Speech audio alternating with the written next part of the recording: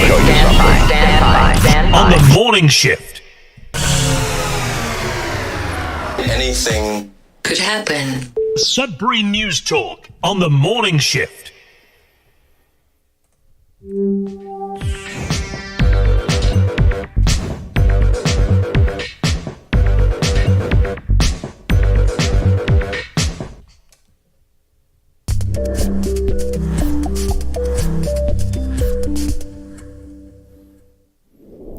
All right, good morning, everyone. Welcome to Sudbury News Talk on the morning shift. I'm AJ Walsh. I'm glad to be here with you, and I'm glad that you're here with us.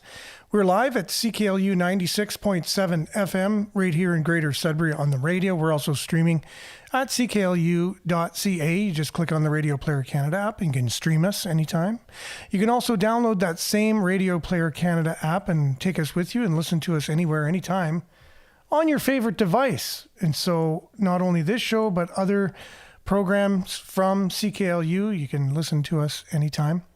And for those that are joining us from around the world that might be from Sudbury or planning to move to Sudbury, wanted to keep your finger on the pulse of Sudbury, tuning into CKLU each and every day is a good way to do that.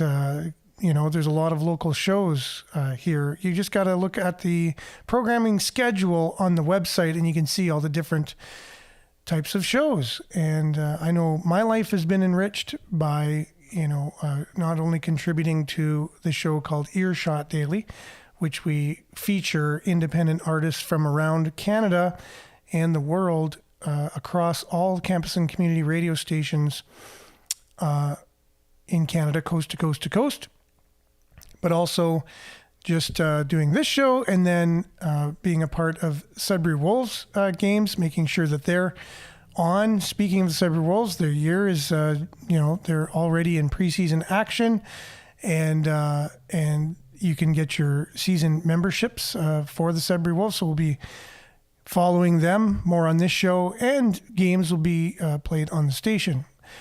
Then there's also great programming from local independent volunteer hosts that have their own shows, and they could be on any type of topic, and it's very enriching just to know that it's on the dial as I'm driving and put it on, and it's not always the thing I'm feeling like.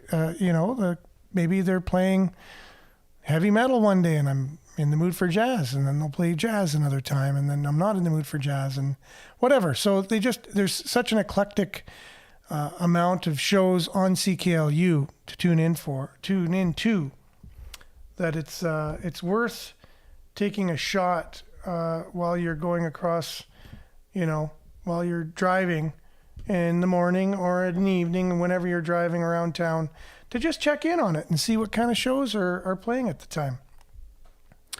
And coming up this September 8th to 10th, downtown Sudbury. So that would be tomorrow through the weekend, Jazz and More, Sudbury's annual jazz festival, set to take place in the downtown core.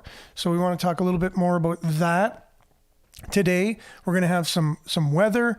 We're going to have local news stories. There's been earth-shattering news coming out of Espanola, where Domtar will be shutting down for at least 1 year. We'll look into that and see, maybe kind of unpack that and see what kind of impact it will make, not only for that community, but the surrounding areas and the other businesses that support Domtar, and try and make some sense of it.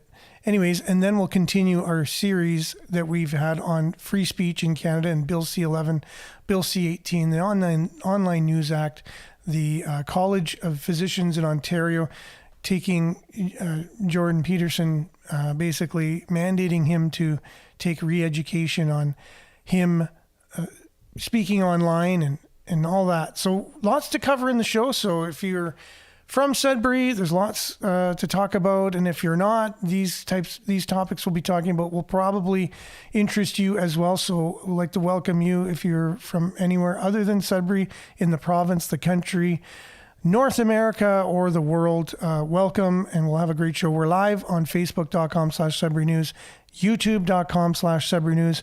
Until we're not, we're here. So we'll be back after the weather and then some morning shout outs as we allow for more people to jump on. We'll be back right after this.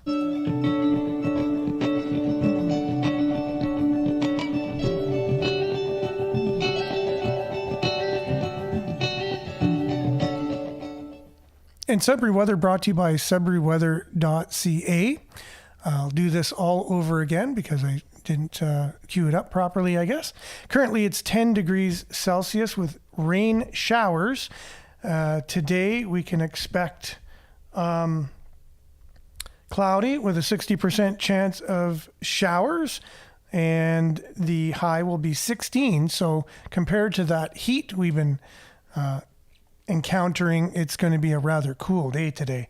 Tonight, cloudy with a 40% chance of showers and a low of 10. Friday, cloudy, 30% chance of showers in the morning and a high of 16, UV index 4 or moderate. And look at your longer range forecast. Again, Friday, 30% chance of showers, 16. And Saturday and Sunday, so far forecasted to be sunny and sunny, high of 20 and 21. So couldn't ask for better on the weekend. Monday, calling for a 30% chance of showers with a high of 17. Mix of sun and cloud for Tuesday and Wednesday. 16 and 17 are your highs.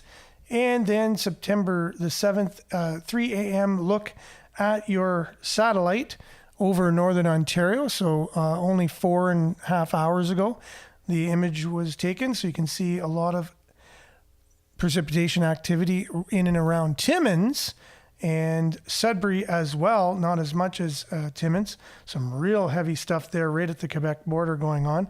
We had a huge downpour in my neck of the woods last night.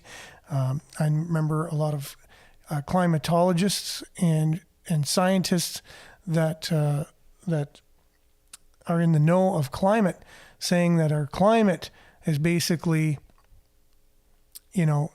statistically, the only thing they could see in terms of a difference, a known difference, is the rain and how powerfully the rain comes down. And I was thinking of that last night. So the thing a lot of climatologists notice is that we've had the same amount of rain, but when it rains, it really comes down hard. So they did notice that is a change in our weather that we have. Other than that, there's a lot that's just kind of par for the course, despite what you might hear from in the news and things like that from people who are more alarmist.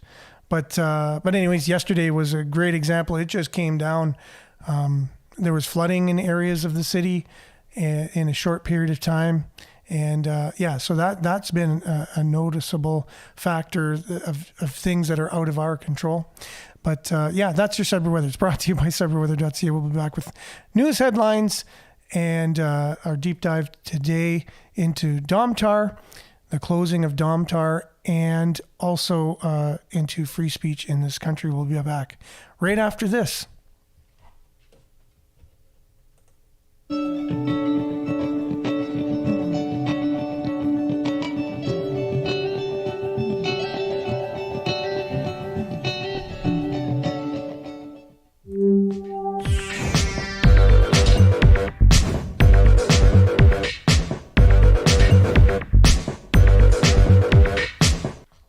Okay, so welcome back to Sudbury News Talk on the morning shift.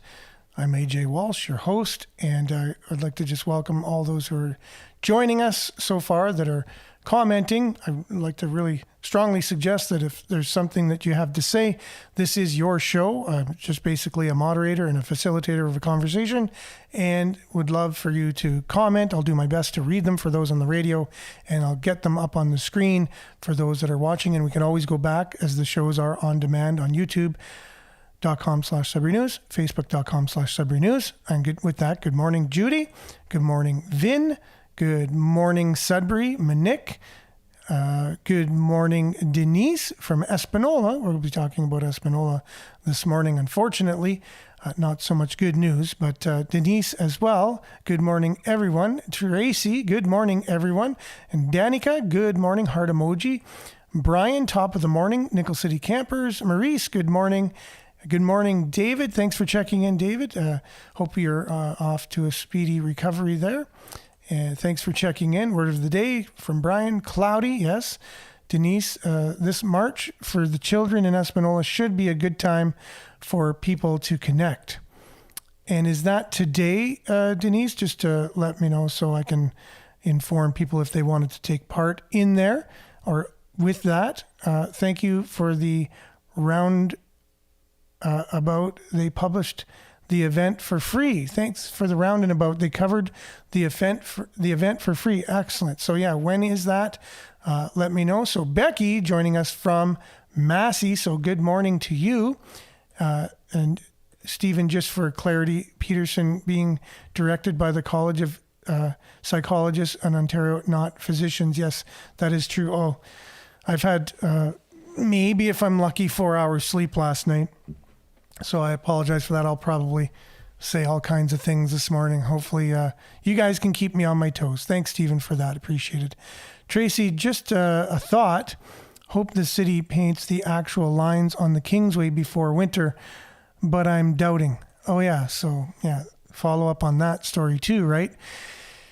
The company that came up to do the paving there, they had that special equipment where they just rip up the asphalt and do it right on the spot, heat it up, pulverize it, put it back down, pack it down.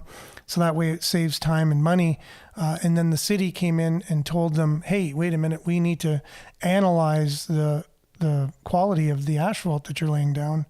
And then basically said, hold off until, so they had all their equipment here and their guys, they had to leave the city. And the report came out and said that it was subpar and,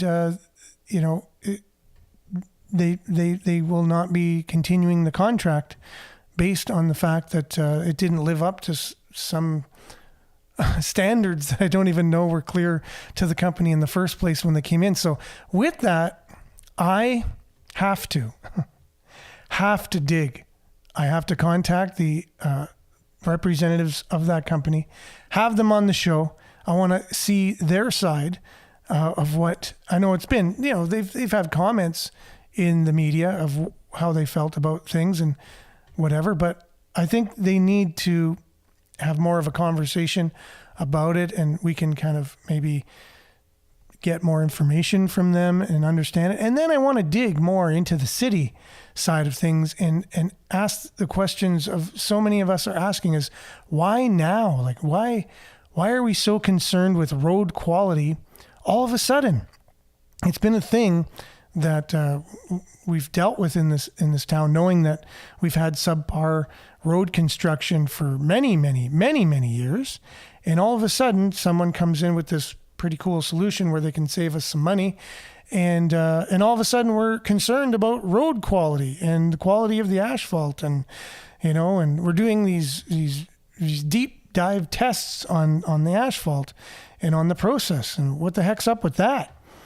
I mean, so I need to look into this and really try and get to the bottom, no pun intended, of the poor construction that we've had in the city, and get in touch with that engineer that was interviewed on CBC Radio maybe 3-4 years ago, professor at a university as well in Ontario. I believe it was Guelph. I could be wrong. I need to find this person. I need to get to the bottom of what's up with our road construction. Can it be better quality if it's done right in the first place? And we're just handed these liners of, it's the cold, it's the big trucks. That's why, it's terrible. Right here, we see all of a sudden the city is concerned with the quality of the asphalt, quality of the construction, how it's done. So maybe now is the time to ask these questions, and maybe we can have good roads. Maybe we can have good roads for once, as other cities do. Some other cities are the same as Sudbury, as pointed out yesterday. Windsor, one of the contributors to yesterday's show commenting, saying that Windsor's roads aren't any better than ours. And I know there are some communities that are similar, but you know what? There are some communities where the roads are good in similar temperatures as ours, between Windsor and here, similar temperatures, right? Windsor's blaming it on the heavy vehicles on the road and the weather, and so are we. But other communities that have heavy vehicles and cold weather also have good roads. So we're not sure what the difference is. Let's find this out, because it is something that most people in Sudbury care about. I know that for a fact. It was a huge election issue in the municipal election, and it will continue to be so. I know that. Denise, September 20th, Town Hall to the Circle by St. Jude Church will be empowering, as others will speak as well. So that's September 20th in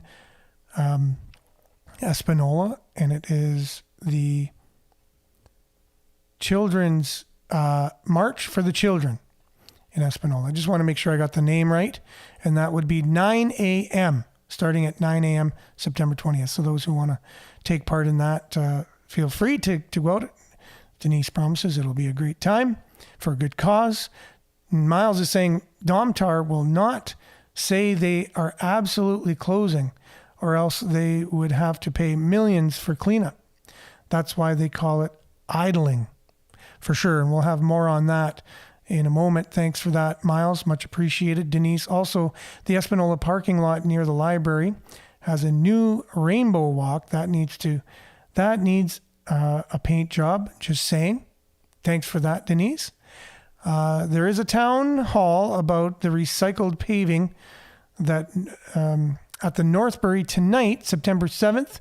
Frank Krupe from the city will be speaking.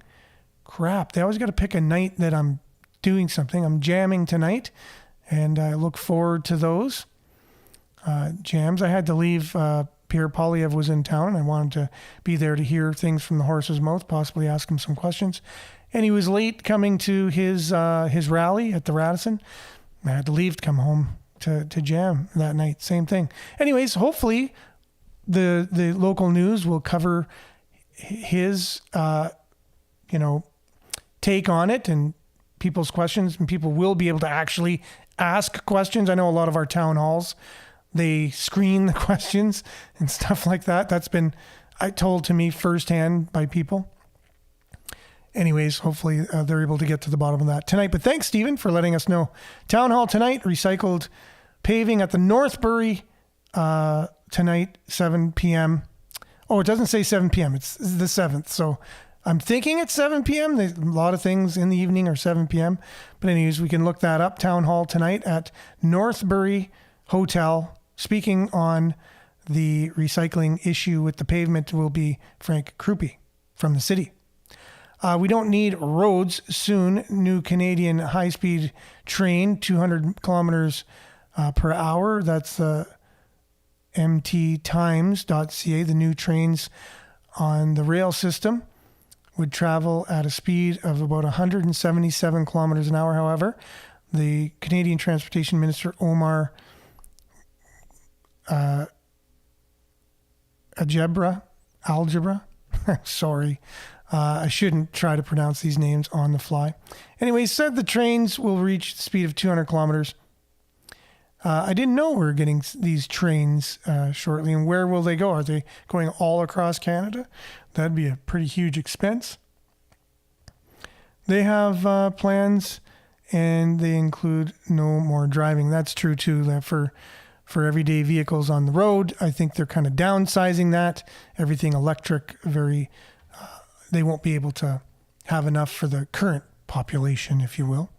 And so, yeah, I don't think roads are on the agenda for those at higher levels, but I think those of us living in the city still feel that roads are an important thing, for sure.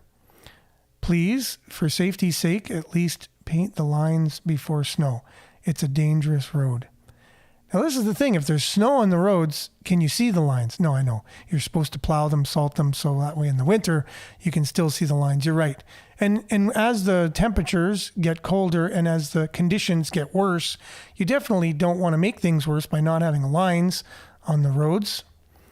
Isaiah joining us here from YouTube. I heard the company will come back if 2 engineers are removed from the case. I heard from someone in the engineering department for the city that those 2 are husband and wife and report to each other. Oh my, thanks. That's kind of juicy. It gives me a little bit to go off and maybe look into that and ask if it's indeed true. And I mean, yeah, a husband and wife reporting to each other doesn't sound like the most accountable kind of situation for the city. My thoughts and prayers to all those people in the mill, Espanola, mine as well. Thank you, Tracy. Money is king anyways, and they can suck it all out of your pocket. That is true. And so Lee's joining us here saying, was just reading, about the mill. Okay. Again, I don't know when people are having conversations with each other on my device. So anyways, I'll try to decipher that as I'm going through the comments here. So it is, it's a town hall by Tom Price at 7 p.m., but it's not city run. Oh, okay. It's not a city run town hall, but there is a individual from the city going to be there at least. So sounds good, right? So Leah is saying we finally got lines on 17 done. Now they're working on the Kingsway. Smooth ride for once, for now. I was traveling it yesterday with a friend of mine, just as they're doing all that construction by the intersection where Costco is there. And I was just kind of laughing to myself because I saw the interpaving truck there doing the job. And for many, many years, that's who've been doing the paving here. And I said, well, at least it's probably good for at least 3 years, 3 years from now, it'll look like, and I just pointed over to the really old pavement that was, just right beside it. And, where they come through with the sealer and they seal all the cracks. So that's the first stage, the road's on its way out. And then, it's not as smooth as a ride because you're going over the little streams of, where the lines there are the sealant. And then it starts really cracking. Then they're starting to patch and fill potholes up. Our roads don't last very long. The engineer I heard speaking on CBC here in Sudbury at the time was saying they're supposed to last about 15 years and they're supposed to be warranted by the company. So that is industry standards for most municipalities. I don't think Sudbury follows that in any way, shape, or form and needs to be looked into, regardless of whether they're trying to downsize the idea of how many cars are going to be on roads and people and all that stuff and make everything electric and everything within a 15-minute commute. Regardless of all that, in the meantime, I need to look into, maybe even if it's just for historical purposes, why were our roads so bad over all these years? What the heck? And I think that's on our way to going for a city audit as well, auditing our city. Why wouldn't the city want to audit itself? That's crazy. Like if I was running a business or whatever, I'd want to audit it. I'd want to see where the cracks are and the holes are and the where the bleeding is. I'd want to see that. I wouldn't want to not do it. And so the mayor that we have in currently, Paul LaFive, tip of my hat to him, doing a better job than we're used to having being done in recent years running the city. However, one of the things you had said was you are not in favor of and will not support an audit of the city. And I just think that's not right. I think we need an audit. And I think that might expose some of the subpar construction that we've had in the city as well, possibly, right? So let's compare it to other municipalities, maybe municipalities that have good roads, meet their budgets, continue to, run their city in a way that we look up to. And maybe that's the thing. Maybe we're looking up to particular ideologies or systems that aren't serving us all that well. And maybe that's one of the reasons why our city has not been flourishing as much as it could be. So Tom Price is the leader of a citizen group called OTOCI, Our Towns, Our City. But there may be a councillor or two there, likely Councillor Vagnini. Okay, perfect. So yeah, that looks like it'll be a juicy meeting for sure. Too many hands in the pot. Ingredients become cheap. For sure, yes. Palms got to get greased, right? So if there's so many layers of palms, you got not enough money left for actual good quality work and good quality ingredients in the asphalt. Cheap quote and favoritism, therefore cheap roads and higher taxes. And that's the thing too. You pay such high taxes, you expect something back, And we were talking the other day too about the what is it? The toll road, the 407 in Toronto, and it's made of concrete, right? And it's made of concrete for a reason. It lasts a lot longer and is better quality, and it's because people pay for it. You're paying more for it. But we also discussed that we're paying for our roads in terms of taxes. So why would the 407 be concrete and the best quality there is of a road? And I know there were certain roads. One of the roads I grew up on a good part of my life was concrete and lasted forever. Amazing quality. Make our sidewalks, same thing. Roads would be made out of the same, same product and would last a lot longer. Now, the argument could be made when you have to do road work or you have to do work underneath to the infrastructure and you have to rip it up, patch it up and whatever. It is more expensive to begin with, but it lasts a heck of a lot longer too. So anyways, some more, I guess the roads are going to be a hot topic today. If you go to the Sioux and look at their roads, the hop over the bridge and compare it to their roads, do your own comparison for sure. And that was my first foray into roads and concrete, was going across to the States, across this in the Sioux, and their freeway was made of concrete and definitely made an interesting pattern while you're traveling over it, thumping over the next, thump, thump, thump, thump, as each slab of concrete, was done. It would make an interesting pattern as you were driving. But the quality was definitely way better than our roads. Middle Lake Public Community Action Network, CAN, meeting September 20th at 7 p.m. Thanks, Jessica, for that. Also coming from YouTube. Great opportunity for announcements here. I really appreciate this option here for comments, people from the city.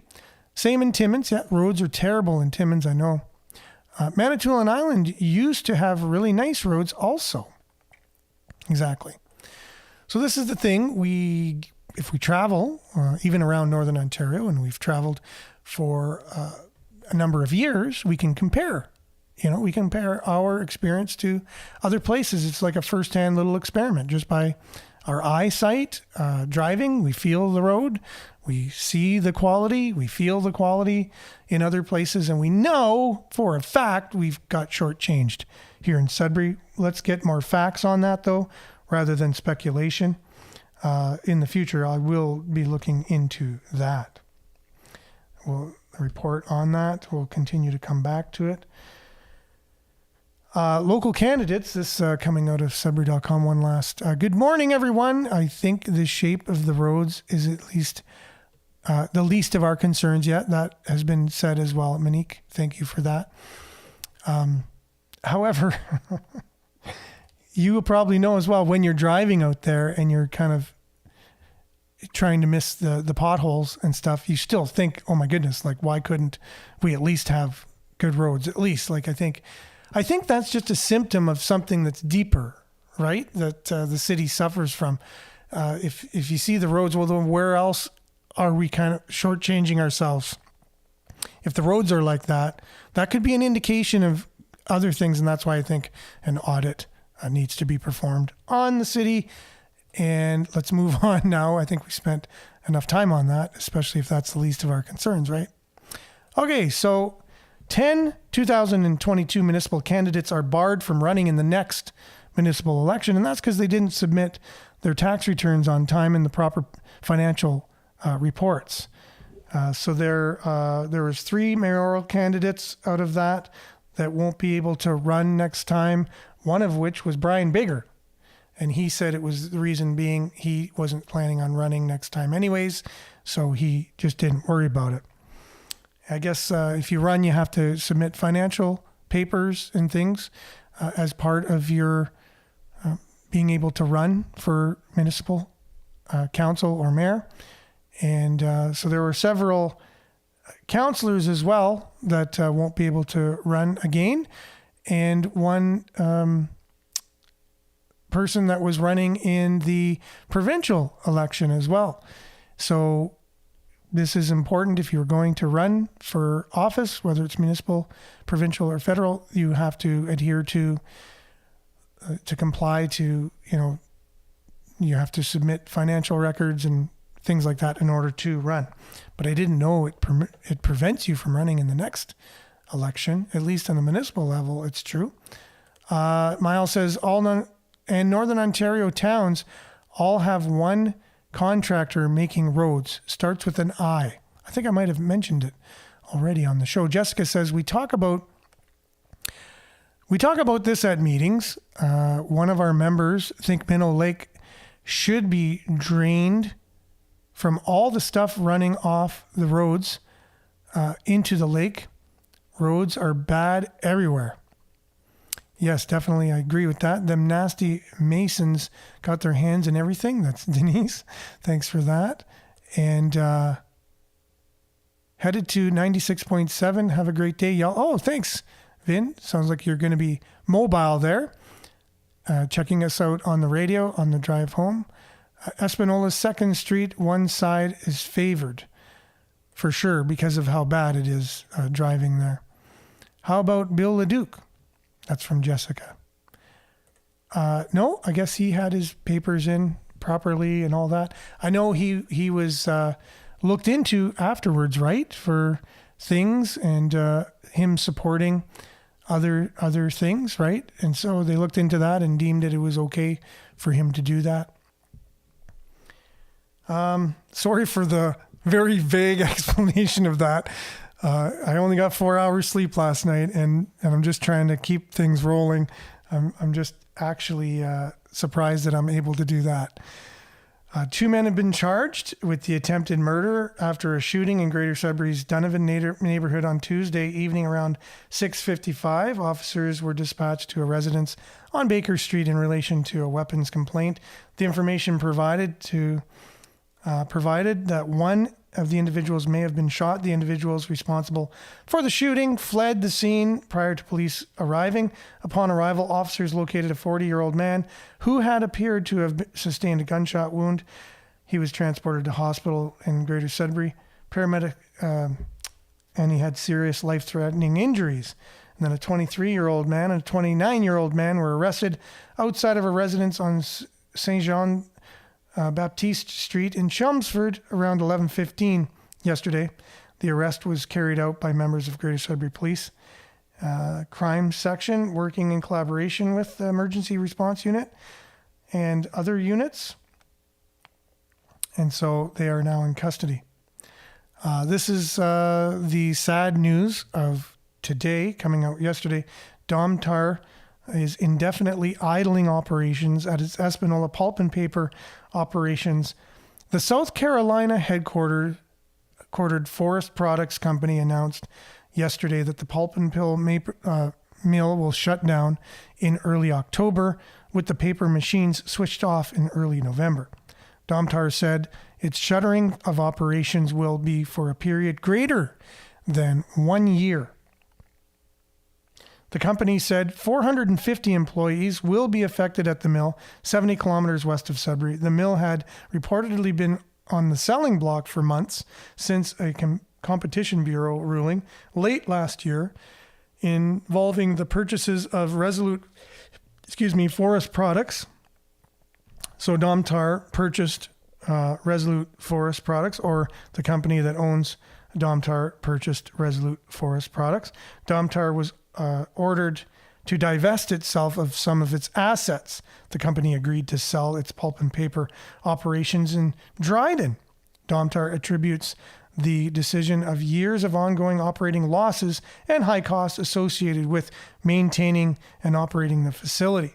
So many comments came through on Facebook for that, because basically I was able to just share the news briefly on our Facebook page, and many surprised. They're like, oh, I thought we couldn't have news on Facebook anymore, but it was basically just a headline and a sub headline. And so many people commenting on that, going viral across the area, and so many people offering their condolences, basically, for, and offering their sympathy and the prayers for the families involved that are going to be losing their jobs. 450 jobs from Domtar alone. Now, what about the industries that serve Domtar in the area? So you have Interfor in Nairn Centre. So one of their main,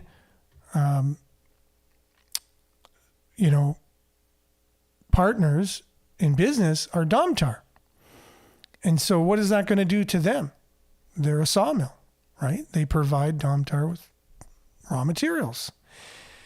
What about the trucking industry that transports those materials from even just Interfor to Domtar alone? So it's those three industries, those three businesses: Domtar, Interfor, and the trucking industry. Companies like T-Bell and Nairn Centre. So what's going to happen to them? And then what's going to happen as all these people need to find other jobs, and other companies are desperately needing workers these days, workers with the same skills that the workers from Domtar and Interfor, for that matter, have. Well, they're going to have to move out of the area and get jobs elsewhere. And there are jobs to be had, very many. They're desperately seeking skilled laborers and people with, experience in that industry. So they will leave the area. And then what will that do to all of the businesses that serve just the people in those areas? Devastating news. I cannot put enough exclamation points behind that statement. Okay, so a few comments still coming in from our last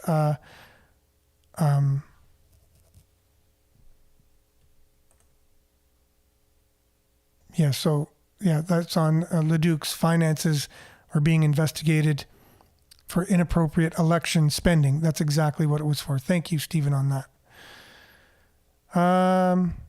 Definitely not good news. And some interesting comments here coming through. Just want to make sure to get them up on the screen. So it's not really a takeover. It's because of Morning from McCarrow. Thanks for joining us, Lynn. Still in shock of the Domtar news for sure. Definitely, it's going to make a huge impact on the area.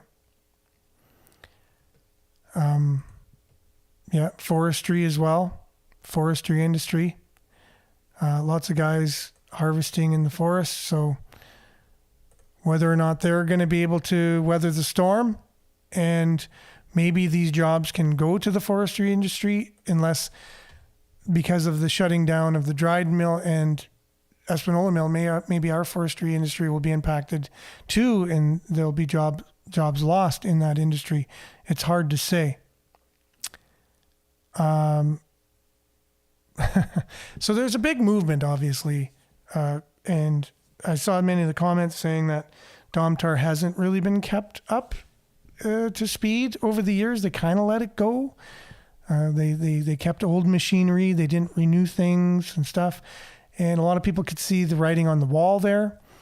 And people who work there, I know I have family who work there and just said, outside it looks fine, but you get inside and it's kind of very much deteriorated. So whether or not this company kind of knew that that was going to be the end result or not. And selling it would be hard to do if it had aged equipment and wasn't really upkept, right? Lynn, your son is employed there, but thankfully left for opportunities elsewhere before everything hit the fan. So good for him. Anyways, I hope other people will be able to have the same results.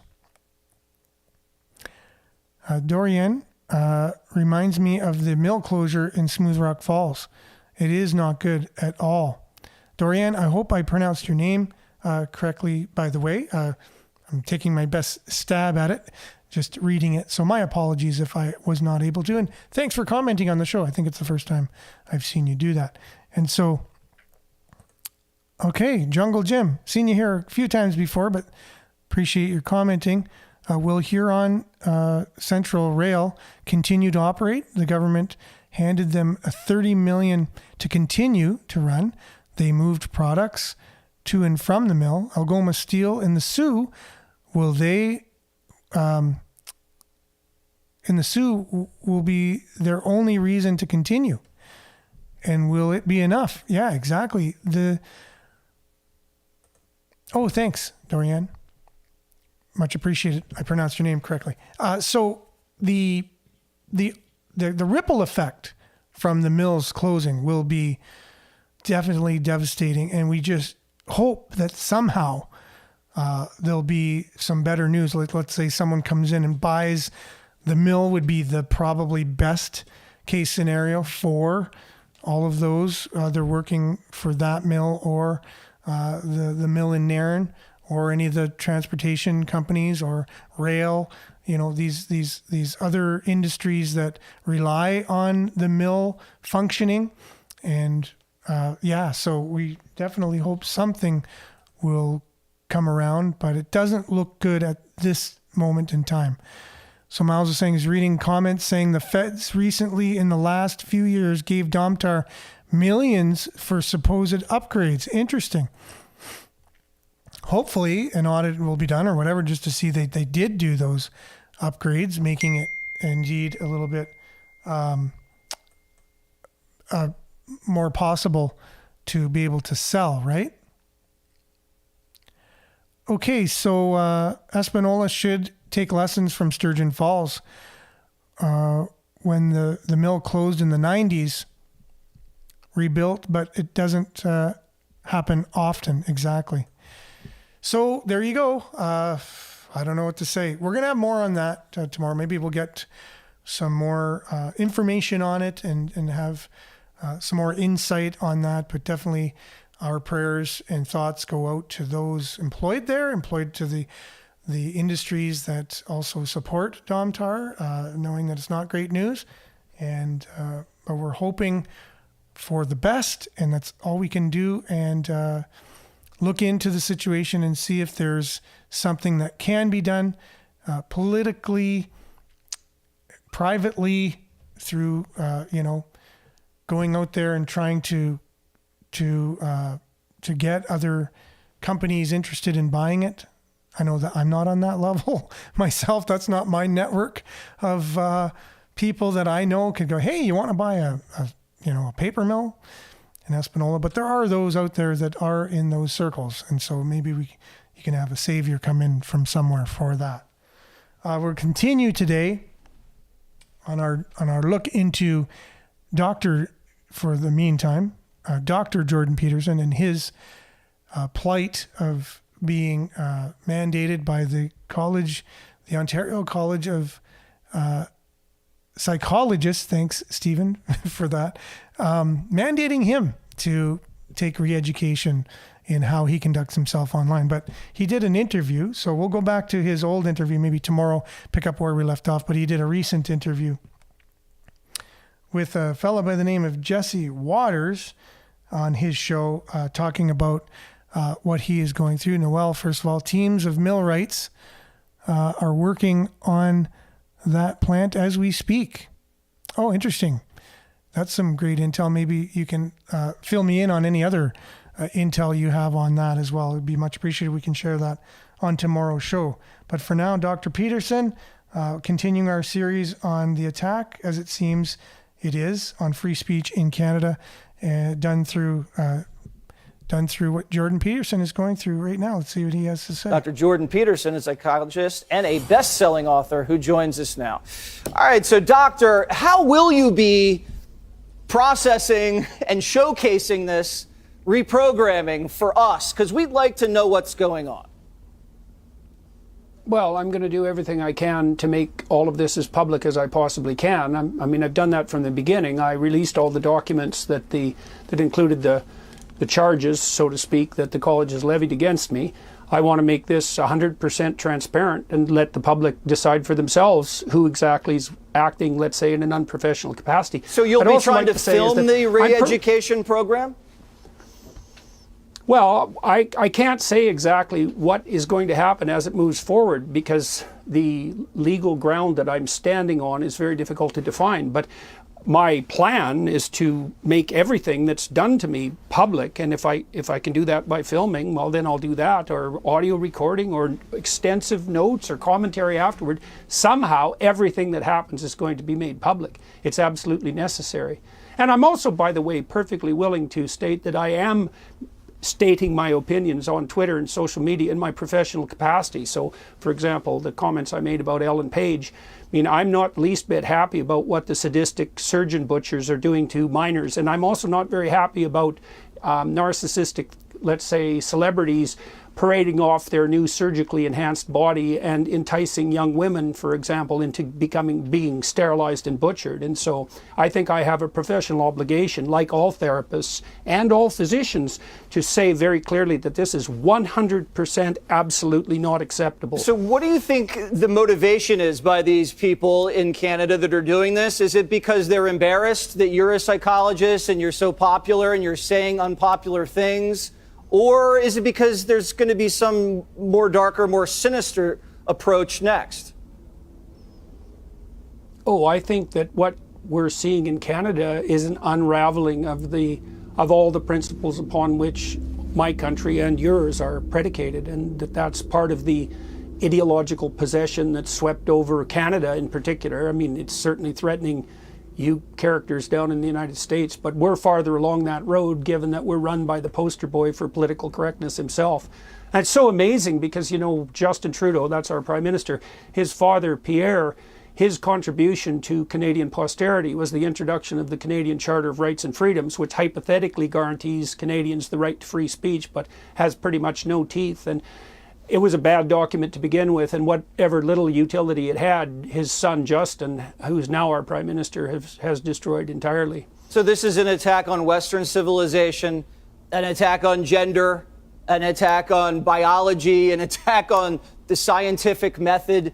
Why would the left pursue an attack on Western civilization, which has provided so much, amazing results over the last, hundreds of thousands of years? Now look, people have been motivated by spite and resentment forever. I mean, it's a story as old as mankind. It's a story as old as the story of Cain and Abel, is that to tear down what's successful and useful in spite because your own sacrifices, let's say, have apparently gone unrewarded. And that's just the same old endless archetypal story playing out in political guise. And there are no shortage of people as well, especially on the more psychopathic side of the continuum, who will adopt the camouflage of compassion. Let's say we see that expressed in relationship to do care for group rights. They'll adopt the camouflage of compassion to tear everything down and dance around in the ruins. And there's actually a fairly extensive psychological literature now detailing the relationship between narcissism, psychopathy, manipulativeness, and left-wing authoritarian political viewpoints. And is this because something happened to them as children? They feel insufficient, they feel disregarded, they feel disrespected. What causes this lashing out, this violent tearing things down? Well, everybody is in a position in their lives to feel alienated from existence itself from time to time. I mean, life is pretty difficult and things don't often always turn out the way we want them to, and we can all doubt the meaning of our own lives and the purpose, and we're all subject to a certain amount of torture, and one of the temptations there is to get bitter and resentful and to lash out, to look for enemies, to and to tear down tradition, partly merely to shake your fist at destiny itself and to express your dismay.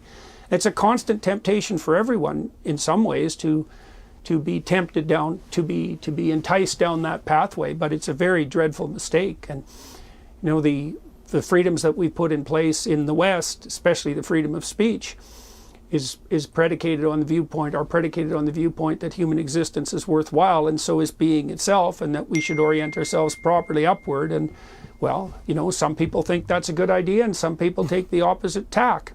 All right, well, we look forward to you showcasing what happens up there, and I look forward maybe next time you could wear, Joseph, in the Technicolor Dreamcoat suit, maybe a bow tie. I somehow feel like you dressed down for me, and I don't know what I did to deserve that, but we'll see what happens next appearance.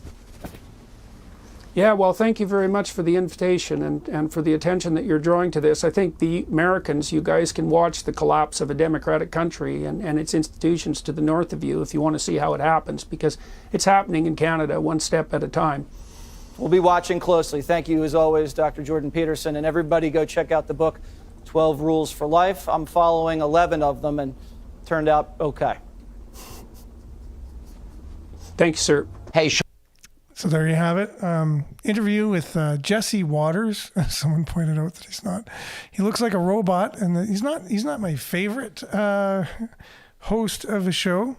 But he's a young whippersnapper anyways. But he said there's an attack on, the West that's been going on from a group of people for quite some time. And that's what we've been talking about in our society, that we have a group that's kind of infiltrated or hijacked, what are some other words, taken over slowly but surely, one person at a time, got into institutions that we have, whether it be government, whether it be medical, whether it be financial, whether it be education, whatever institutions we have that are foundational to our country, little by little, coming in with ideologies of Marxism, postmodernist, beliefs that capitalism is the devil.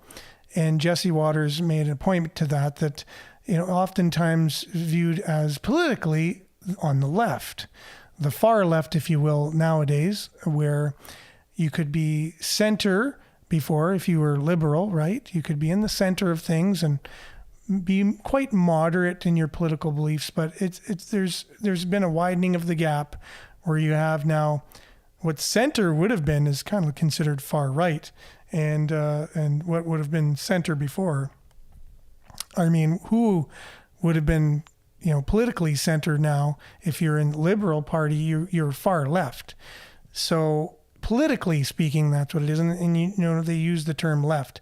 But Jesse Waters also said that why would they be so upset when, the whole idea of how well we've done for so many years and given us opportunities to be able to speak our minds, be able to be left, be able to be upset. That's a right that you have because of the way the country is set up, and in North America in general, you have the right to say whatever you want.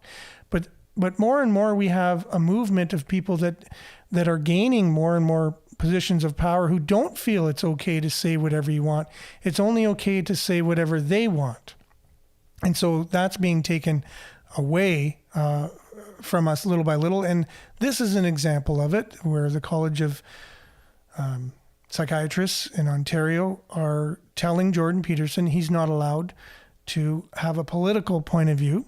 He's not allowed to have a point of view on anything that's politically controversial in any way. And I don't know how he can, because he oftentimes makes the case that these issues are issues that are fundamental to his practice and to psychology in general. It is a psychological kind of thing. Ideology, it's psychological, what you believe, how you believe life is. Where do you make these connections? It's all in your head. And so he's a head specialist, right? And so politics is all in our heads lately, and trying to get us to think a certain way and believe certain things. instead of, and then not opening it up, not allowing us to open it up and say, you're allowed to think whatever you want as long as it's legal. And if it's not, well, there's already laws in place to deal with you if you do something illegal, right? But no, we want to change laws. We want to change everything. We want to radicalize the whole world into this, what? We don't know. We don't know what's going to come out at the end. We just want to radically change everything. And that's what this ideology is about. And tomorrow we'll have more on that from Dr. Peterson, explaining basically better what I just tried to explain in my own way with only 4 hours sleep. Brian's sharing a link here, which we appreciate, Lynn. When your only closing comment is about JP's attire, it says a lot about the host IQ. I do share some of your sentiments on my own personal views on him as a host, but again, I don't think I'm setting that incredibly high bar myself, so I can't really be too much of a judge. Interesting, Dr. Peterson basically saying it's human nature to be tempted to hate. For sure, it is. Intrusive, yes, for sure.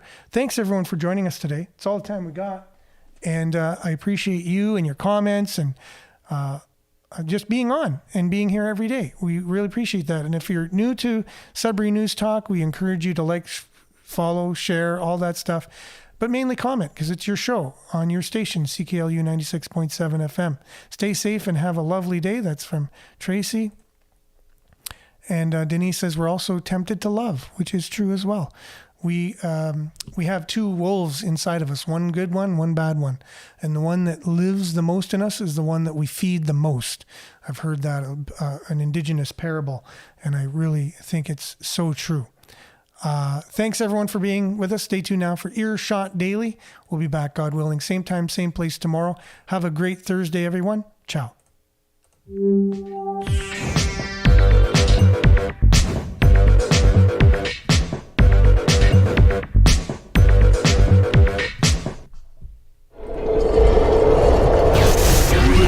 This is Sudbury News Talk on the morning.